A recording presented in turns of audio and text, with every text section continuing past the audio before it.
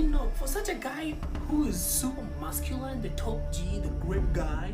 I'm top G. His name is Emery. In Kenya, I only know Emery as a female name. If this guy was called Emery Tate, he would not be as influential as he is.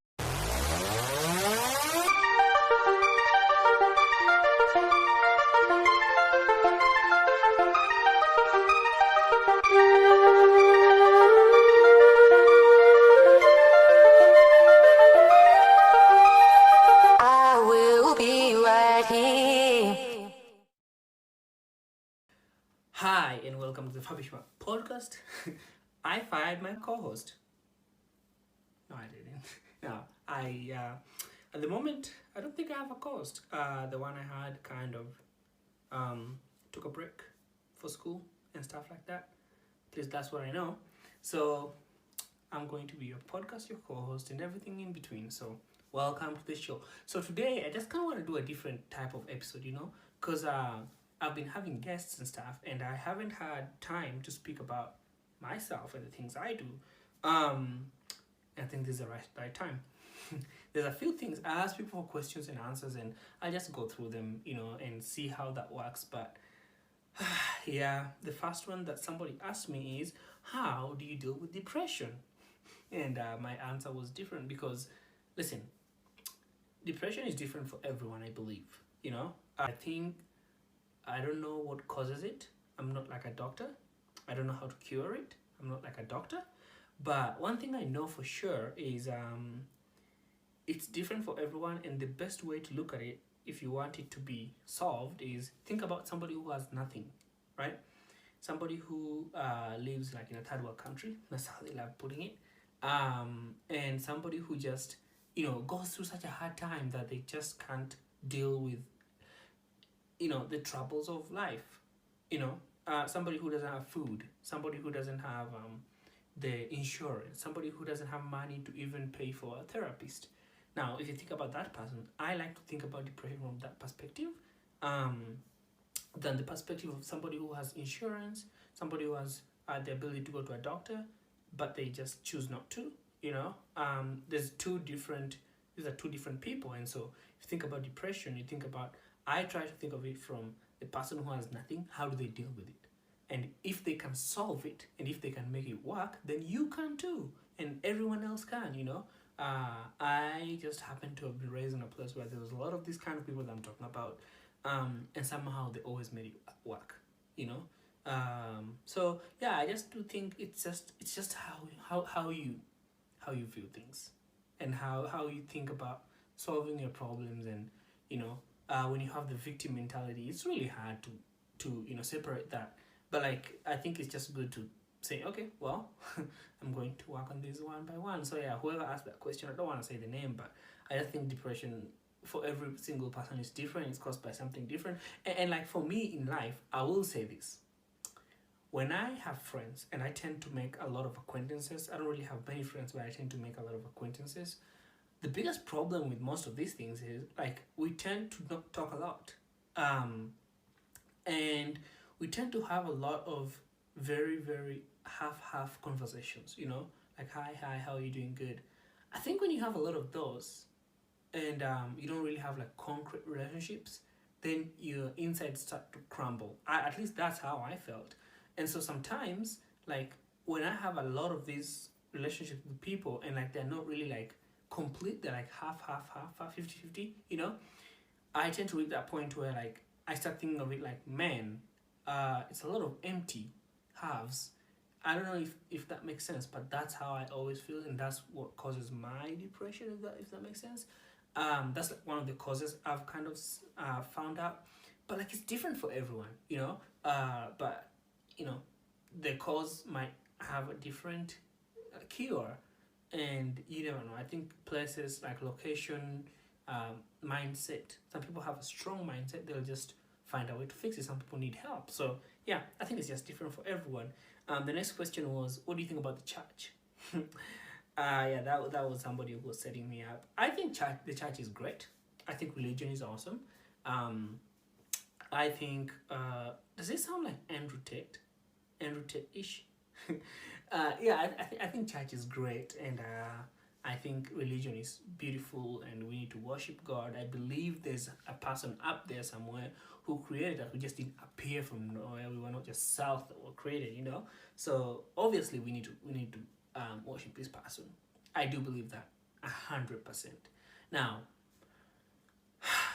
the problem I have with church is I went to church the other day, and as I was seated there, you know, with my friend, he asked me that if you look around here, how many of these people do you think really feel the way they look, if that makes sense? And I guess what he was trying to explain was the outward appearance, how many of those mirroring their insides. And I kind of took a second and thought about it. I was like, yeah, I don't think a lot of people are as happy and outgoing as they seem to be, which is kind of contradictory to what churches are, because churches are places where you need to go to like let off, I guess that's a word, and try to like be vulnerable to people and you know, speak to God and stuff like that. At least in Africa, churches are like that. Like Africans worship crazy and like there's like crazy worship and all these things. But this was kind of very, I don't know, Western and very different. And I have nothing against it, but it was just very, and you know, after church, it was like, how are you? You know, you're good. And I just kept feeling like, even if you kind of have to like act like everything is okay, even if it's not, just because of what's already set, you know? And I think that's the problem with the church these days. And there is people who are like genuinely happy and awesome and having a great life, but like there's also people who just go there and they feel like they can't really express themselves because they look in like weird, or people will start being like, hey, don't hang out with them, you know. So yeah, it's just an array of things. That's the church for you. But like I think everybody generally comes to the church for fellowship and for worship and stuff like that. And he asked me if people were allowed to express themselves according to how they felt, you know. How many benches do you think would be left standing, and how many Bibles would be ripped? Now, I don't think people will rip the Bible, but I do feel like if people were allowed to express their anger at life and their confusion, and those who are angry and those who are happy, there'll be like a whole mixture, you know. But civilization allows us not to. So yeah, I feel like the church, I don't know, maybe it needs to be more expressive in that way, but also it's just a whole thing. I don't want to get into it. Here's another question.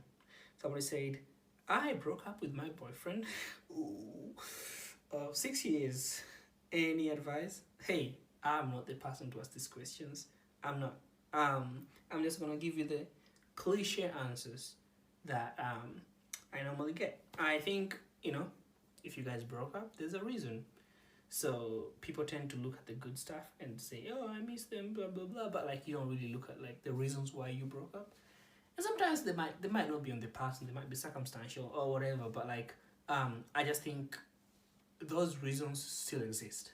And so it's good to focus while going through the recovery. It's not easy, I don't think, but like while going through the recovery, just think about like, oh yeah, what is it about these people that I didn't like, or what was it that made me want to break up with them or made them want to break up with me? And if it's on you, just be honest with yourself and work on it. So I think it's a slippery slope, and sometimes people tend to, you know, point out fingers and be like, it's their fault and it's this and it's that and blah blah blah. But like deep down, you know that you will know if it's your fault, and if it's not, then they've lost somebody who's great. But like, I just think focusing on the past and all the great moments you had won't really help. It's just about like looking at the things that didn't work and why they didn't work, and prepare for the next one. And if it doesn't work, just keep learning, and that's how we are. And at some point, you're gonna meet that person. Maybe you broke up with them so that you'll go and experience life and realize, oh, we actually really need each other. Come back, or maybe you broke up with them because maybe your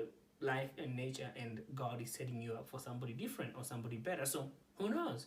I just wanted to brush off that because that's a very interesting topic. I don't like talking about people breaking up and having sadness and things like that. But hey, that's the world we live in, and it's been there since the beginning of time. Breakup and heartbreak and love and all that stuff. Um, Next question is what's your taste in fashion? What's my taste in fashion? Okay, I don't understand fashion to begin with. I just think whatever I get is whatever I put on. I don't think about it at all. And I always see people wear stuff, and I'm always like, have you ever looked at a person, right? And deep down, you feel like, oh my, like, what are you wearing? Like, that is the ugliest thing ever. But then, like, because for some reason it's fashion, you have to be like, wow, that is so beautiful. I want to wear that. And yeah, I'll give a rough example. A rough example, like the Met Gala. I don't think people should wear those in real life, but like some of the stuff they wear there, I'm always like, that is the ugliest thing. But then you hear people saying that's the most beautiful stuff and just shows their personality and stuff, and I'm like, are people like? I guess my question is, do people really like? Do people sometimes wear stuff because they genuinely believe it's beautiful, or do they wear that because they're trying to make something that's not beautiful or not cool? Cause yeah, there's some stuff that are pretty suspect out there. Like you see somebody wearing, like, a good example is there's this trend that's kind of common these days where people wear like these big black shoes, right? Those are the ugliest thing I've ever seen. Like, so, and they're like big black and they look so heavy and uncomfortable, and I'm like, yeah, but then people are like, oh, that's the cool stuff, and I'm like, are you trying to like convince yourself that they're cool? Do you really believe like deep down that they're cool? Or like it makes no sense to me. I'm like, I'll never wear that no matter what. Like that does not, there's nothing about those shoes that look cool or beautiful. I don't think so, but I guess that's what fashion is. I am not fashionable at all. I'll wear whatever I have and I'll move on. So yeah, that's my taste in fashion. Except there's some stuff. I think basketball players have some pretty cool outfits. Some of them, when they come into the game, I think they are cool. Some singers have some cool outfits, but like just in general, I'm not like the person to go to for fashion. I'm like an Ed Sheeran. I don't think his fashion sense is on point. It's like really bad, and that's what I am. Oh yeah, let's go. Here's another question. I knew this was gonna come. What do you think of Andrew Tate? First of all, this is funny. I didn't know. Let me look. I saw this somewhere. Let me see. Okay. So Andrew's Tate, I didn't know his other name was Emery. Now Emery is a pretty feminine name, right? Emery. I only know Emerys who are girls. Now I didn't know, for such a guy who is super masculine, the top G, the great guy, his name is Emery. like for somebody who, cause like in Kenya, I only know Emery as a female name, and so for such a guy who's anti-feminine and all these things, his name is Emery. I thought that was funny. I think he should be called Emery Tate. I think if this guy was called Emery Tate, he would not be as influential as he is. It's just, and I know that sounds really bad, but like, yeah, I didn't know that his middle name was Emery, which now I'm reading that it can be a boy or a girl's name, so that's cool. But yeah, I just think, can you think of people saying, oh, what do you think of Emery Tate? I just don't think that would like ring as Andrew Tate, But like, what do I think of him? I just, okay, listen, I used to hate the guy 100%, right? And I know this is very controversial, but then I sat down and listened to what he was saying, and I realized something. The man is hurt. The man is traumatized, and he's used his trauma to gain wealth and notoriety and a status. But deep down, I think the man is hurt and he feels like he can't change anything. So that's why he's going on the way he's going on. I'm pretty sure if you look through his life, there has to be some trauma that he went through that made him who he is. So being empathetic towards him from that sense, I think we all need to be. Nobody's just born and like they just start doing what he's doing. He must have gone through something that really, really like clicked the switch up there. But yeah, I think he's hurt.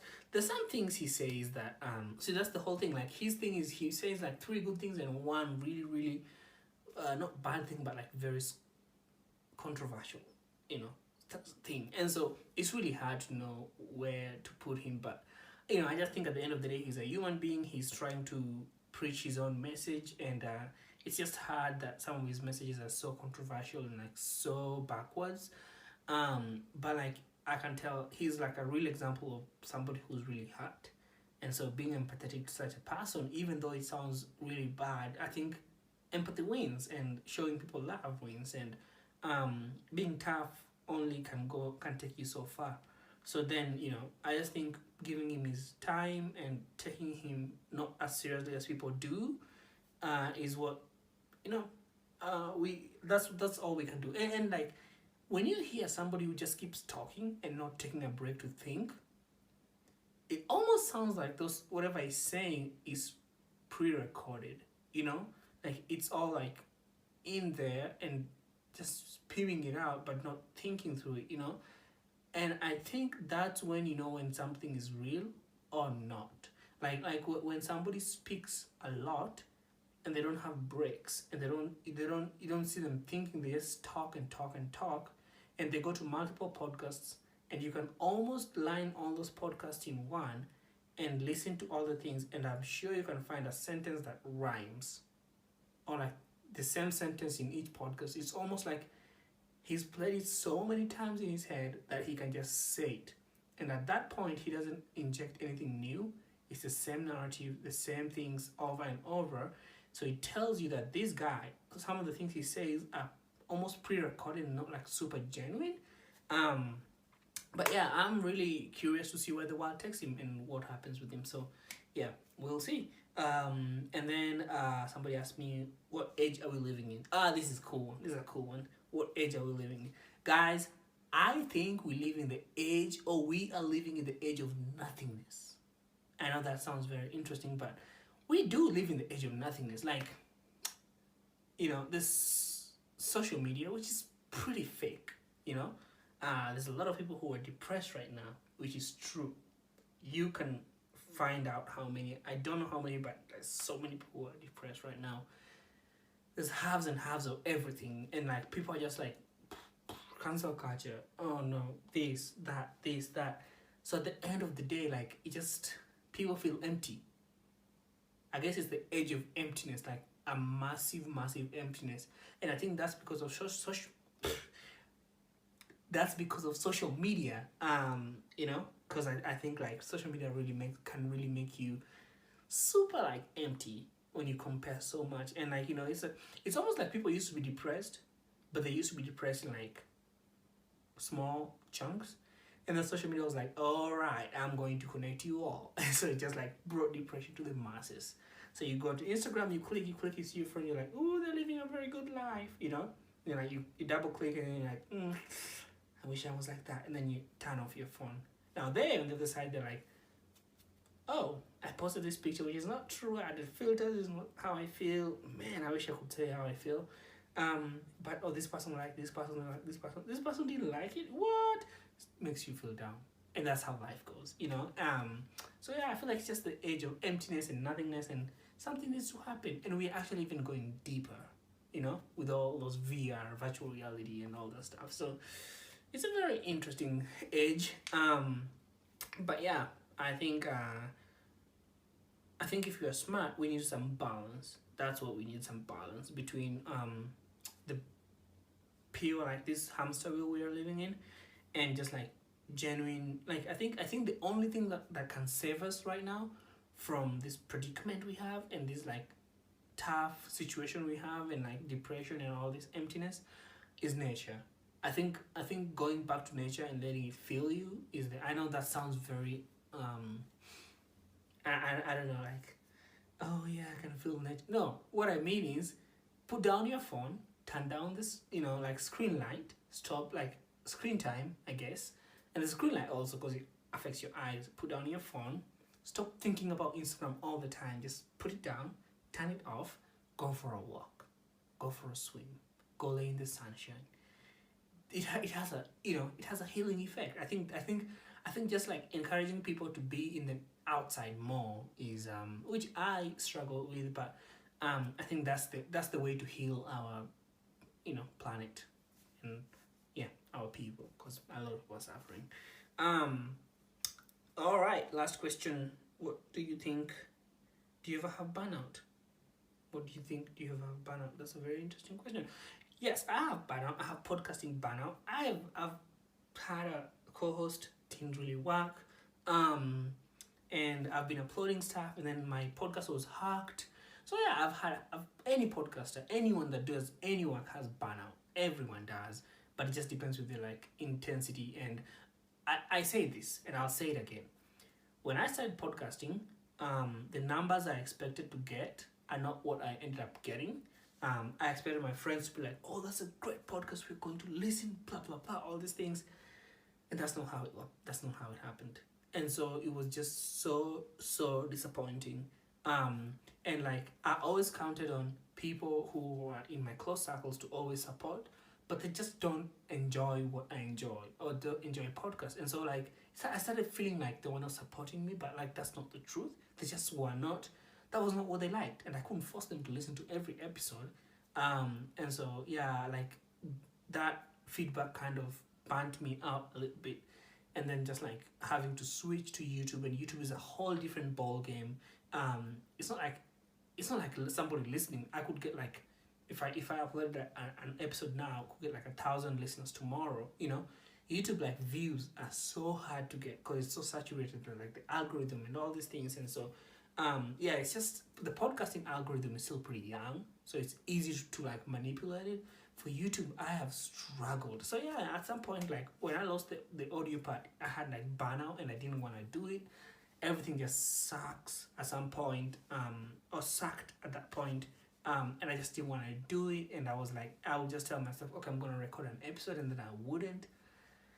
And it wasn't great, And so like sometimes I'll look at some of my podcasts and I just feel like they were so cringy and disappointing, and delete some of them. And yeah, like I was just going through this thing where like almost like an imposter syndrome, and then sometimes I would have like this expectation, be like, okay, it's day 3, I need to have this much views, and then go and like it'll be like nothing, and then sometimes like pop off. And so that like up and down, sometimes it's like super happy, sometimes it's not. And so like, if you have a friend that's a podcaster or a content creator, reach out to them and appreciate them, because the amount of expectation versus reality that people go through before they get to like that stability is crazy. And so you just see people like working out here, and you think, oh yeah, they're just doing great. No, sit down with them and ask them like, hey, how are you doing? How's work? What are some stress that you're going through? Just find out, because like for me, I expect my family, because they're my family, to sometimes reach out and be like, how's the podcast? How's this? I listen to it.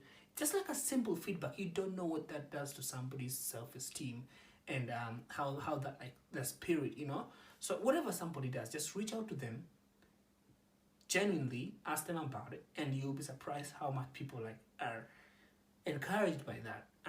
And we don't do that enough. I think if you have a friend who does something, like people who like cook or like make stuff at home, like homemade stuff, reach out to them and be like, I really enjoyed that stuff, and that goes a long way into lifting their spirits, and they are more encouraged than just being like, they ask you, hey, did you test it? Like, yeah, I did. How was it? Oh, it was good. Like just be more intentional with your feedback to people who make stuff, or people who work in fields where they make stuff and they require you to like give them feedback. But yeah, that was the episode. I had a few clips that I made, but I kind of spoke about all the things that I had to speak about here. But yeah, thank you so much. It's such a short episode. I just made this because I want to talk about. It's like a rundown. I'm starting to enjoy this more. Yeah, we'll see where this goes. I am so happy for the new year to come. It's almost Christmas. It's Thanksgiving. it was yesterday. The World Cup is on, so yeah, it's just a great time. It's a great time, and I cannot wait for the new year to begin. And my New Year resolution, I'll give you a tip if you want. I think everybody should get this, and this is something you can't by January 31st. You kind of tired of it. I think simple New Year resolutions are the greatest, are the best. And like an example is my resolution for next year is to listen more. That's my resolution. That's quite easy. And if only half of the planet listened more, half of our problems will be solved. Those are the types of revolutions we need to have. So yeah, I'm going to try and listen more and be more kind to myself. And that phrase from camp, I will be more kind to myself. But yeah, that's my new resolution. So you should also try that. Just listen more. Listen to my podcast more. Thank you. Yeah. So anyway, you can check out nothing. No, I don't want to plug anything today. This just like that. Yeah, I don't want to plug anything. Yeah, like I have an account called Red Headband. You can check out that, but I didn't want to plug it. I didn't want to talk about it. I don't want to talk about anything I do. Yeah, you can also follow my account on Instagram, but I mean, you don't have to. I didn't want to talk about that. I don't want to talk about anything, I don't even want to talk about the fact that, I have some new hoodies coming out. I don't want to talk about that. No. Yeah, today I just want to focus on the podcast and the questions that people have given me. I don't want to talk about anything else because I think people are tired of that, I don't even want to talk about the fact that, yeah, like I said, I have Red Headband, a new account that I'm creating. I don't want to talk about that. Yeah, so we can talk about them another time, We can also talk about my TikTok account I just started. Yeah, we don't have to talk about that today. We don't have to talk about how you can go and follow it. But yeah, I don't want to talk about it. Yeah. No, I don't want to talk about it. Yeah, we don't even have to talk about you having a great day and you having a great Christmas.